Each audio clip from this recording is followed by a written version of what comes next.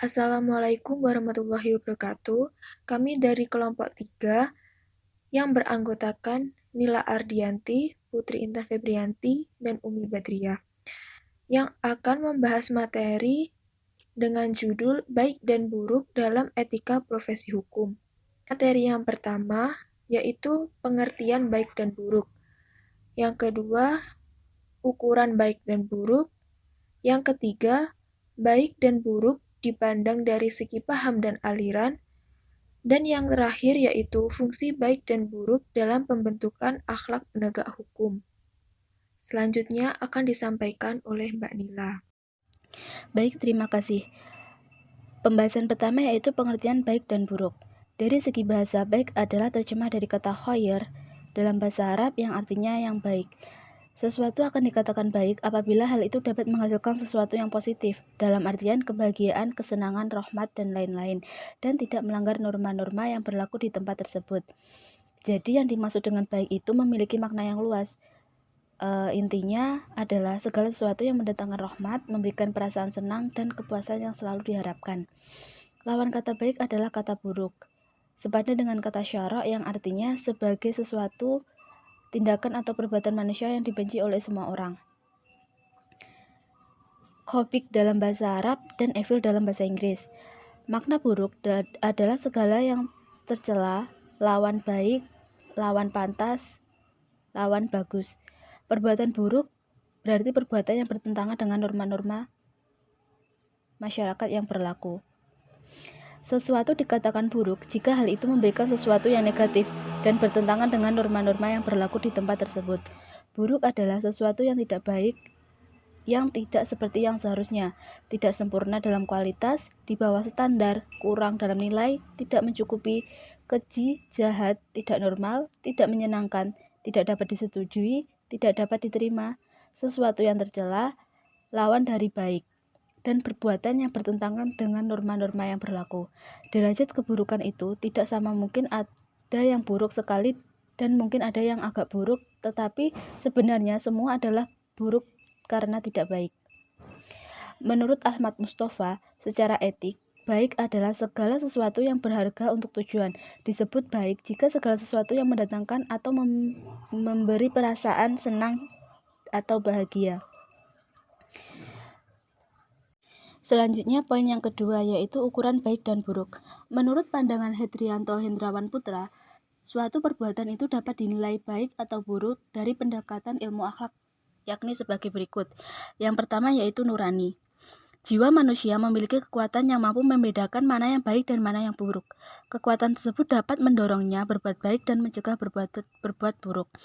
Jiwanya akan merasa bahagia jika telah berbuat baik dan merasa tersiksa jika telah berbuat buruk. Kekuatan ini disebut dengan nurani. Masing-masing individu memiliki kekuatan yang berbeda dengan satu sama lain. Perbedaan kekuatan yang dapat menyebabkan perbedaan persepsi tentang sesuatu yang dianggap baik dan yang dianggap buruk. Yang kedua yaitu rasio. Rasio merupakan anugerah Tuhan yang diberikan kepada manusia yang membedakannya dengan makhluk yang lain. Dengan rasio yang dimiliki, manusia dapat menimbang makna perkara baik dan mana perkara buruk. Dengan akal manusia dapat menilai bahwa perbuatan yang berakibat baik layak untuk dilestarikan, dan begitu sebaliknya. Perbuatan yang buruk tidak layak untuk dilestarikan. Penilaian rasio manusia akan terus berkembang dan mengalami perubahan sesuai dengan pengalaman yang mereka miliki. Yang ketiga yaitu adat.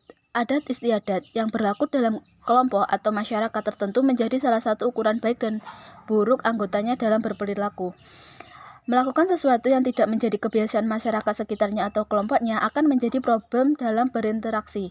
Masing-masing kelompok atau masyarakat tertentu memiliki batasan-batasan tersendiri tentang hal yang harus diikuti dan yang harus dihindari. Sesuatu yang dianggap baik oleh masyarakat satu belum tentu demikian yang menurut masyarakat yang lain. Mereka akan mendidik dan mengajarkan anak-anak mereka untuk melakukan kebiasaan-kebiasaan yang mereka ketahui dan melarang sesuatu yang tidak menjadi kebiasaan mereka. Yang keempat yaitu pandangan individu. Kelompok atau masyarakat harus memiliki anggota kelompok atau masyarakat yang secara individu memiliki pandangan atau pikiran berbeda dengan kebanyakan orang di kelompoknya.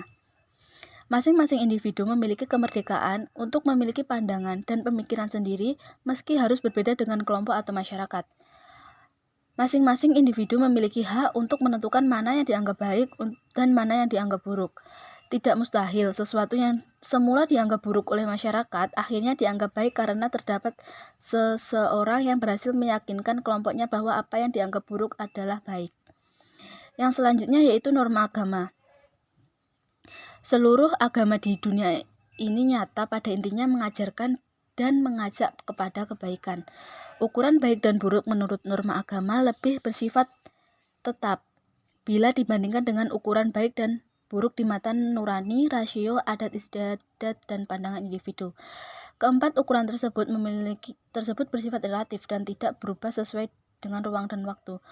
Ukuran baik dan buruk yang dilandaskan norma agama keberadaannya lebih dipercaya dan dapat dipertanggungjawabkan karena norma-norma agama merupakan ajaran Tuhan yang Maha Suci yang merupakan Sang Pencipta. Untuk poin selanjutnya akan disampaikan oleh Mbak Umi. Pembahasan yang selanjutnya adalah baik dan buruk dalam pandangan, paham, dan aliran. Yang pertama adalah paham hedonisme. Dalam paham hedonisme ini, sesuatu yang dianggap baik adalah apabila mengandung kenikmatan bagi manusia. Maksudnya adalah perbuatan yang dianggap baik adalah perbuatan yang mendatangkan suatu kenikmatan bagi manusia tersebut. Aliran hedonisme ini juga terbagi menjadi dua, yaitu hedonisme egoistik dan hedonisme universalistik. Hedonisme egoistik adalah menilai sesuatu yang baik sebagai perbuatan yang bertujuan untuk mendatangkan kesenangan bagi sendiri. Sedangkan hedonisme universalistik adalah memandang sesuatu yang baik, hal yang bertujuan untuk mewujudkan kesenangan bagi umum. Yang kedua adalah eudemonisme. Eudemonisme ini berasal dari kata eudemonia yang berarti roh pengawal yang baik, artinya atau bisa juga berarti mujur dan beruntung. Paham ini mengacu pada keadaan lahiriah, kemudian lebih dititik beratkan pada suasana batiniah dan mempunyai arti bahagia. Menurut pandangan Aristoteles, dalam setiap kegiatannya manusia mengejar suatu tujuan yang baik bagi kita, maka semua orang akan menyetujui bahwa tujuan tertinggi adalah kebahagiaan yang dapat dicapai dengan menjalankan fungsinya secara baik. Bagi Aristoteles ini ada dua keutamaan, yaitu intelektual dan moral. Maka dalam paham ini, yang dianggap sebagai manusia baik adalah orang yang melakukan pilihan rasional yang tepat dalam perbuatan moralnya dan mencapai keunggulan dalam penalaran intelektual. Yang ketiga adalah utilitarianisme. Kata utilitarianisme ini berasal dari kata utili yang berarti manfaat. Sehingga utilitarianisme ini dapat didefinisikan sebagai aliran yang menilai baik dan buruk suatu perbuatan itu ditinjau dari besar kecilnya manfaat bagi manusia. Dalam aliran ini dikatakan bahwa ciri pengenal kesusilaan adalah manfaat suatu perbuatan. Suatu perbuatan dikatakan baik jika membawa manfaat dan dikatakan buruk jika mendatangkan mudarat. Sehingga menurut paham ini, orang yang baik adalah orang yang mendatangkan manfaat yang sebesar-besarnya dan orang yang mendatangkan mudarat ini dianggap sebagai orang yang buruk. Yang keempat, vitalisme.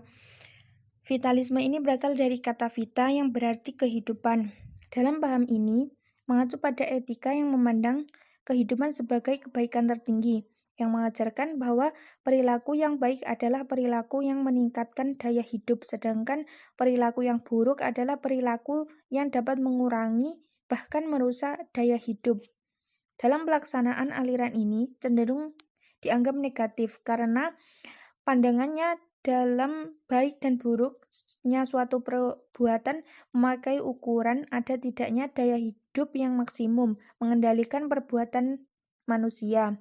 Sehingga yang dianggap baik adalah orang yang kuat yang dapat memaksakan melangsungkan kehendak yang berkuasa dan sanggup menjadikan dirinya untuk ditaati oleh orang yang lemah. Yang kelima adalah idealisme atau deontologi.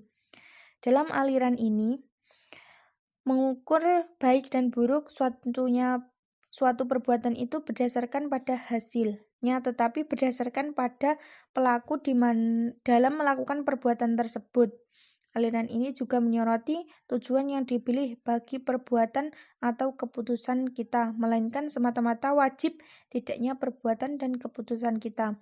Aliran ini dibedakan menjadi 3 tipe.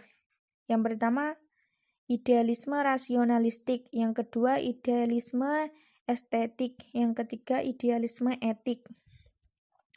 Yang keenam adalah humanisme atau intuisisme. Paham ini dalam memandang baik dan buruk mengandalkan kekuatan intuisi untuk menentukan perbuatannya. Intuisi itu dapat dipahami sebagai kekuatan batin yang dapat menentukan sesuatu sebagai baik atau buruk dengan sepintas tanpa melihat akibatnya.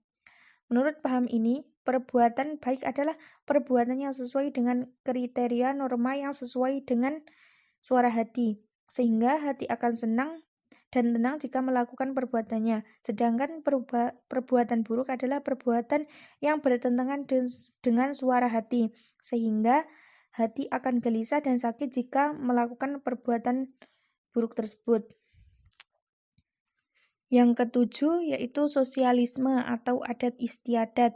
Dalam aliran ini, baik dan buruk itu ditentukan berdasarkan adat istiadat yang berlaku di dalam masyarakat.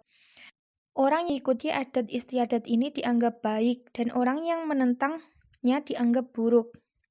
Dalam aliran ini berpandangan bahwa masyarakat sendiri yang menentukan baik dan buruknya suatu tindakan anggotanya. Namun, ukuran baik dan buruk yang dipandang dari adat istiadat ini terhalang dengan adat istiadat yang berbeda-beda di setiap daerahnya, sehingga menimbulkan pemikiran yang menganggap baik suatu dan buruk menurut suatu kelompok masyarakat belum tentu dianggap baik dan buruk pada kelompok masyarakat yang lain. Yang kedelapan, religiosisme. Menurut aliran ini, perbuatan yang baik adalah segala perbuatan yang dianggap baik atau sesuatu yang sesuai dengan kehendak Tuhan. Sedangkan perbuatan buruk adalah segala sesuatu perbuatan yang tidak baik atau tidak sesuai dengan kehendak Tuhan. Dalam aliran ini muncul suatu masalah, yaitu tidak ada suatu kesepakatan kriteria yang pasti bagi perbuatan baik dan perbuatan buruk di antara agama yang ada. Dalam aliran ini, yang berperan menentukan sistem dan norma tentang baik dan buruk adalah paling banyak adalah para teolog. Yang kesembilan, ajaran Islam. Menurut ajaran Islam, tidak ada alat yang dapat mengukur suatu kebaikan dan keburukan. Kebaikan dan keburukan ini dianggap sebagai sesuatu yang relatif. Hal tersebut dinilai berdasarkan pendekatan individu masing-masing. Karena baik menurut satu individu belum tentu dianggap baik menurut individu yang lainnya. Dalam Islam dikenal istilah tahsin, yaitu penentuan suatu perbuatan, capaian, sikap, dan perilaku yang dinilai baik. Selain itu juga dikenal takbih, yaitu penentuan suatu perbuatan, ucapan, sikap, dan perilaku yang dinilai buruk. Kriteria dari tahsin dan tahkib adalah yang pertama, tahsin dan tahkib ditentukan oleh wahyu. Maksudnya, sesuatu perbuatan dikatakan baik apabila dinyatakan baik oleh Al-Quran dan As-Sunnah, dan sebaliknya. Yang kedua, tahsin dan tahkib ditentukan oleh akal. Maksudnya, suatu perbuatan dikatakan baik bila akal dapat menerima dan menyatakan perbuatan itu baik dan sebaliknya. Dalam pandangan ini, penentuan baik dan buruk ditentukan oleh manusia dengan akalnya. Baik, poin selanjutnya yaitu fungsi baik dan buruk pembentukan akhlak bagi penegak hukum. Akhlak sebagai saripati akidah atau dipahami sebagai amal dari hasil iman yang memiliki cakupan yang luas, baik bersifat lahiriah maupun batiniah. Tidak hanya sebatas hubungannya dengan sang kholik saja, dimensi akhlak juga memiliki hubungan kandung terhadap seluruh makhluk dan lingkungannya. Pengakuan bahwa tiada Tuhan selain Allah merupakan landasan umum berakhlak terhadap Allah. Di sini seorang penegak hukum mempertanggungjawabkan perkataan atau sumpahnya kepada Allah. Apabila di tengah-tengah jabatannya melakukan penyelewengan, maka tidak hanya mempertanggungjawabkan kepada masyarakat, namun juga mempertanggungjawabkan janjinya kepada Allah. Terdapat beberapa fungsi pembentukan akhlak penegak hukum. Antara lain yaitu mempersiapkan insan yang beriman dan soleh menjalani kehidupan yang sesuai dengan ajaran Islam.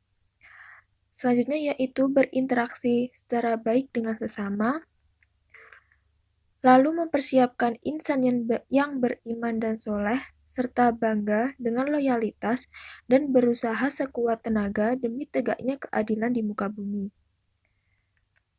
Jadi, dengan adanya baik dan buruk, pembentukan akhlak bagi penegak hukum ini sangat penting. Karena di saat kita menjadi penegak hukum dan memiliki kepribadian yang buruk, nantinya kita juga akan mempertanggungjawabkan apa yang telah kita lakukan tersebut. Jadi sebisa mungkin, di saat kita menjadi penegak hukum, itu harus sesuai dengan norma dan keadilan yang berlaku. Penegak hukum harus menangani kasus dengan jujur, membenarkan apa yang benar, dan menyalahkan apa yang salah. Sebagaimana yang dikutip oleh Dudi, Hazairin menyatakan bahwa hukum tanpa moral adalah kezaliman. Moral tanpa hukum adalah anarki dan utopia yang menjurus kepada peri kebinatangan. Hanya hukum yang dipeluk oleh kesusilaan dan berakar pada kesusilaan yang dapat mendirikan kemanusiaan.